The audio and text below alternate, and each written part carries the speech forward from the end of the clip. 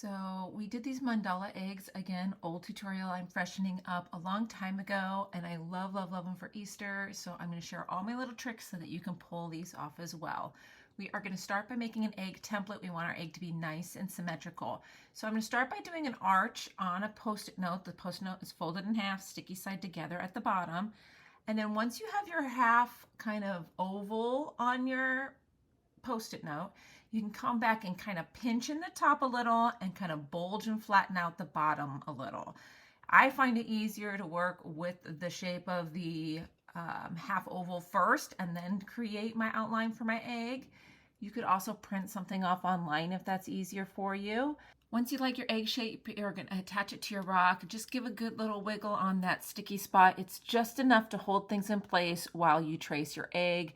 If it's wiggling around, it can be a little difficult. I'm using my extra fine tip paint pen here for that. So if you've seen my mandala heart tutorial, a lot of these tips are going to be the same, but if you haven't, I'm going to go through them again anyways.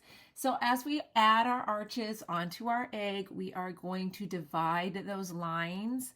I like to start in half, and then you can half that and then have that again if you need to. So with these petals, we're doing one in the middle, one on each side, and then filling in between.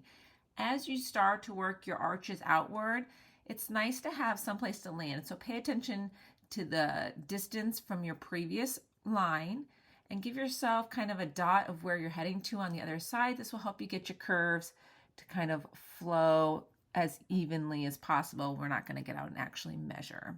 Now we're going to slowly build up this design down the egg, creating just kind of the lines and then going back and adding more details. Again, if you're splitting the space into lines or sections, just start by splitting it in half, split each half in half, and then each half in half again until you're to the size of the design that you want to use. As you're building up your arches, you may find that going all the way across is starting to get a little bit difficult. You can add another dash in the middle to help you get that lining nice and even. So we're going to finish up this section here, and as the shape of the egg changes, your lines are going to get almost closer to straight. As you can see, that's been happening just because of the angle of the outside of the egg. We are going to start by coming up from the bottom now. We're going to flip our egg because there is a section in the middle where it's going to create almost this pinch effect. So we're going to add our arch on the bottom. We are going to create a layer that goes along with that arch. But then on our next one, we are going to give ourselves our dash in the center closer to the top of the previous design than it is on the edges.